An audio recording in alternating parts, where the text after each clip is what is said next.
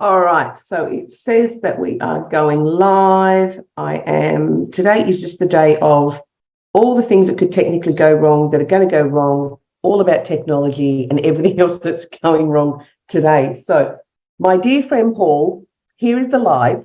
And the reason I'm saying this is, so I have my gorgeous friend Paul, who I've known forever, who messages me just before I'm about to come onto this live and says, oh, by the way, I will be joining you. I will be on the live with you. And I'm going to tell you, in my body, there was this little thrill that went through, this chill that went through, this sensation that went through, which leads us perfectly into today's topic. Today, we are talking about how we link anxiety, being anxious, with EFT tapping. So I said, I love that Paul's on here, but let me tell you where my little trigger of anxiety went to when Paul told me he was coming to call. Paul is an exceptionally eloquent speaker. He speaks beautifully. He should be on the radio. He has one of those voices where he should be speaking on the radio. And his feedback to me last time I saw him was, sometimes you ramble a bit, Lorna. So it's really quite funny. So when he sends this message, I feel this sensation go through me. It leads in perfectly too. Let's talk about anxious. Let's talk about anxiety. Let's talk about how it shows up in the body and what we can actually do about it and what generally is going on with it. Now, I have a theory, and I've played this out with many clients. We are not afraid in this very moment, or we don't react in this very moment, or we don't get triggered in this very moment from the thing that happens in this moment. So when Paul sends a message, he goes, hey, going to join you on the live, see you there, and my body has a sensation. What's happening in my brain is there is this element of instantly my fight or flight or my stress response is triggered because my brain has gone back to a time instantly when I've showed up on a live or presented live or had to speak in public where I may not have got it right, where I may have rambled a little bit, or where I may have got my words a little bit jumbled. So our brains will go back to a previous event that has been tagged as maybe a little bit scary, a little bit unsettling, didn't feel good. Now, why are those things unsettling and feel good? Usually because the reaction in the moment that happened. So perhaps at a time prior to when I have, rambled along like I do on these videos, I come out here and I have no notes. I a couple of little post-it notes every now and again, but I talk to you off the cuff about what's going on.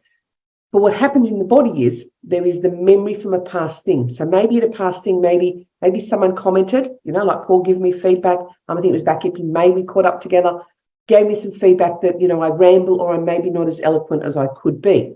That would be it. Let's go back a step further. There was probably times in my past where public speaking and speaking in front of other people was just not a great thing I did.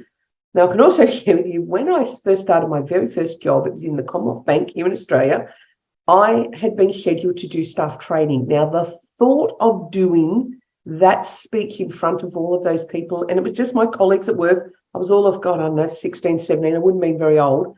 The thought of doing that in front of people, despite knowing what I was going to talk about, was so terrifying, I rang in sick. The thought of my boss shouting at me the next day was nothing compared to the fear and the anxiety in my body of speaking up and actually being seen and heard and being all the center of attention on me. Did it twice. Same boss yelled and shouted at me. He never said when to do training ever again. But I still remember the sensations, and I still remember that event, and I still remember ringing in sick. I also remember, I can go back to even further, something that happened when I was younger, spoke up in class, teacher told me off for speaking up. I still remember the teacher, the class, the topic, I remember everything. Way back when I was about 5 or 6. So come forward to today, while we're thinking of things that makes us anxious, or that reaction in the body, the brain's gone back to something in the past. Now, we also do this and we project into the future as well. We think of today, oh, what if this happens? What if I feel that? If I step out and I speak in front of people, and we're using this speaking in front of people because it's a perfect example, what happens if I go out there and something happens because of what happened in the past? Because there is nothing in the future that is scary. It hasn't happened yet. So we have to be projecting from somewhere, and we sit in our present, we reflect on our past, we take those triggers and all those little tagged memories, all of those little tagged things that happened to us, and we project them into the future. So that's how we end up afraid of what might happen and afraid of the things that's going to happen. And quite often, so many of us will say it, the thing we worry about, the thing we think about, and the things we stress about never actually happen. How often have we had that? So often. So that's what's happening in the brain. So it's a bit of a sciencey, thing to tell you what's happening in the brain when you get these triggers and you get these worries and these anxieties. So for me, it was a reaction in the body. So I am very, very good these days at recognizing it, noticing it, had a giggle to it, and even felt Paul and I were exchanging some messages. There was still this element of, I'm about to go live. How prepared am I? What am I going to say? Let's face it, once I'm here, I'm here. There's no, oh, look, hang on a minute, guys, let me just pause. It is here, but the body reacts.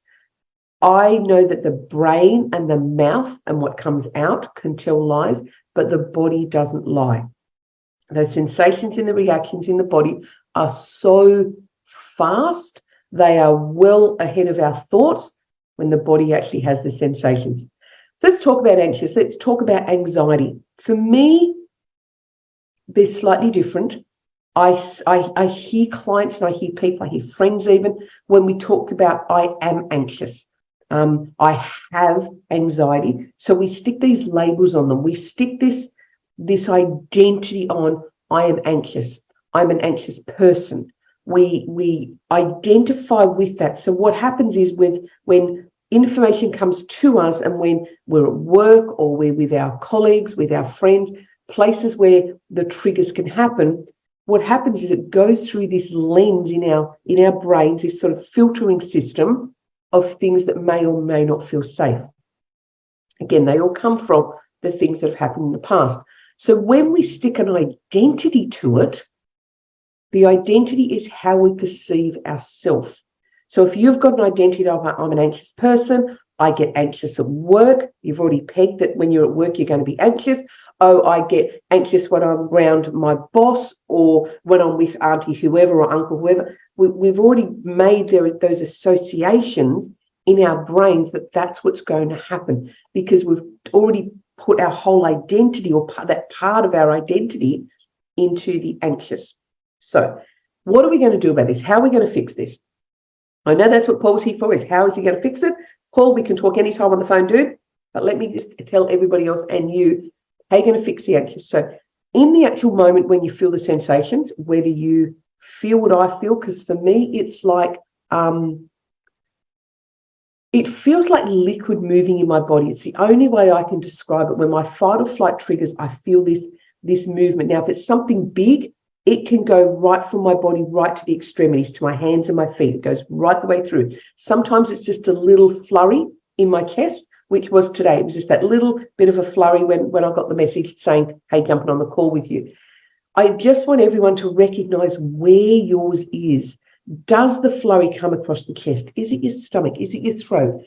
Because if you can figure out where yours is, because as I said, your body doesn't lie. Your body knows what's going on. It doesn't lie, but your mouth does. Yeah, I'm fine. You're not fine because your body's all trembles. When we can recognize where it is, then we can do something about it. So you have an identity that I'm anxious. You have an identity, I'm an anxious person. I'm going to ask you to throw those words out. Absolutely throw those words out. I don't believe we have anxious people. I believe we are not anxious people. I believe we have reactions to triggers of stuff that's happening in our environment. That's what it is. Dump the label, dump the identity, dump all that out. So what are we going to do when we feel anxious? So for me, the message came through from Paul. The perfect thing for me to do is super quick here. I know it's not the tapping through the points and all the rest of it, but sometimes that's not helpful. Sometimes the idea of going through the points, you've got people looking around you, other people are seeing, sometimes that's not the least bit helpful because it's only going to heighten the intensity of the attention being on you. And when the attention is on you, generally, that's probably what's kind of triggered in the first place, some sort of attention on you. So if you can just do this and a couple of seconds, just breathe and feel those sensations in the body. So we know that this calms the body. We know that it physically calms the human body. We pick up our babies, our children, we pat them on the back, we pat them on the side, we pat people. We do this to people. We tend to do that with our human friends. So if you can do this in the moment, and all you have to say, if you can remember 3 words, I am safe. I am safe, I am safe, I'm safe, I'm safe. Or I am fine, I am fine, I am fine, I'm fine. Or I'm okay, I'm okay, I'm okay. Whichever one of those, and while you may be sitting thinking, yeah, but that's not relevant, or it's not what's happened, pretty much everything that triggers you today and has a sensation today and a reaction today will be coming from somewhere in your past, in your brain, from your timeline behind you of when you didn't feel safe. And it may not be safe in that something wants to eat you. It may be just safe in terms of somebody said something happened, there was a reaction, and you created a story around it. Think of the stories we create around it. The story I created around Paul sending me a message going, hey, going to jump on the live with you, was, oh gosh, what happens if I get it wrong? What happens if I don't do it right? What happens if I stumble through my words? Because he'd already, we'd had that little giggle. But that's what everybody does. So it's not about the right them now. It's about the stuff behind you. So the I am safe, or I am fine, or I am okay is probably far more relevant than you realize in the moment, because that's the trigger. Nothing else needs to be said than those. You want to go and do extra words? Do it. Beautiful. You go and do those. But this, in the moment, is going to get you past what has just triggered you to calm it all down. All right? Because much of what we do in tapping in the moment is we want to calm and regulate that nervous system. We want to calm and regulate that response. Because one, we don't want the constant chronic release of those sort of those adrenaline and the cortisols and all the stuff that comes from the stress response, all the hormones and chemicals get released. We don't want to sit in a space of that constantly. It's not good for our body. It's meant for short bursts. It's meant to get worked through because we move, and it's meant for the body to calm back down again. All right, that's what's meant to happen, but that's not what happens for us. So this is going to help to calm that instant stress response. Now, you can diarise to go back later and come back and work on that little incident that happened, but in the moment, this. All right, and now let me share the reasons why we can't necessarily get underneath anxiety and anxious as a simple technique. Think about those two, the anxious, the anxiety. They are what we call tabletops. This is how we teach our practitioner students. We teach them in tabletops. So in tabletops, that's where your anxiety and your anxious are sitting there. But it's the legs underneath that we want to do the tapping into. What's the story you've got going on that keeps in your mind that my identity is that I'm an anxious person, or I have anxiety, or I get anxiety when X happens? What's the stories in there? What are those past events? Now, if I go back to the example I used, Paul sends a message, hey, going to meet you on the call. My body reacts. What does it go back and reference?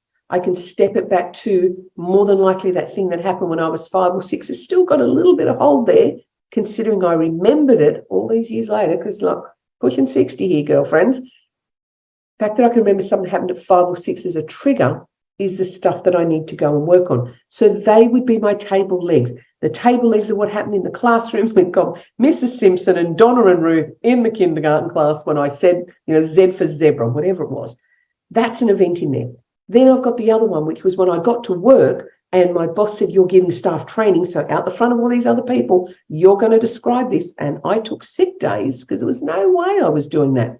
There are other little trigger points that I can go and release. But right in the moment when the thing happens, I don't have time necessarily to go on and sort those things out. I had 5 minutes to get on a call. I think I might have had 3 minutes to get on a call. So here is why we deal with them in the moment. And that's why we then also go and get a journal, a diary, put a calendar entry in, don't care what it is, to remind yourself later on to go back to what were the table legs, what was the story, what was the thing, what was your concern, what was the worry, what was the thought that popped into your head that triggered that reaction. Now, the more of those triggers we can heal, more of those triggers we can release, more of the triggers we can get rid of, the calmer and more grounded and more centered our life is going to be. Now, the more calmer, grounded, centered, if it sounds a bit woo-woo hippie to you, fear not. It is the place that our body heals and our body really relaxes and our body centers itself without having that chronic feeling of being on edge and being tense all the time or be reactive all the time. So you want far more moments in your day of calm, centered, grounded, without all the tingly reactions in your body. So they're the couple of things that you're going to do in the moment when things happen here. And now if you just kind of tap like this, yeah, you could probably do the points, but really this is a catch-all. You've got meridians running down the front and the back. Bit of a catch-all. Looks like you're tapping to music.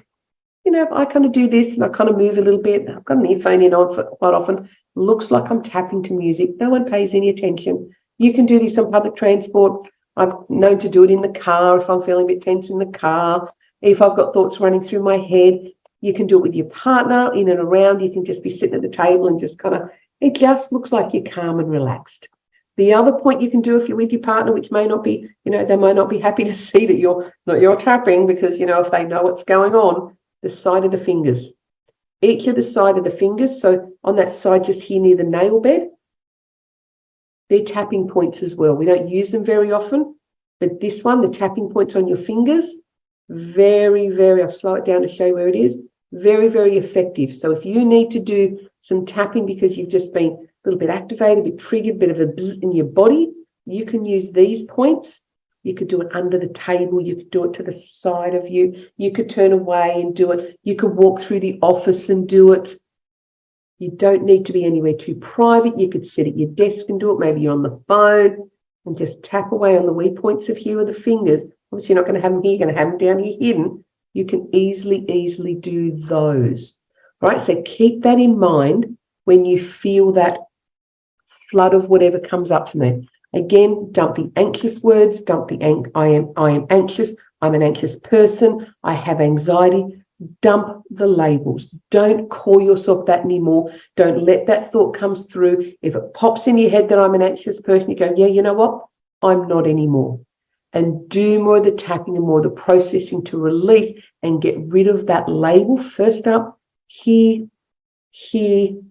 Tapping is fabulous for anxiety.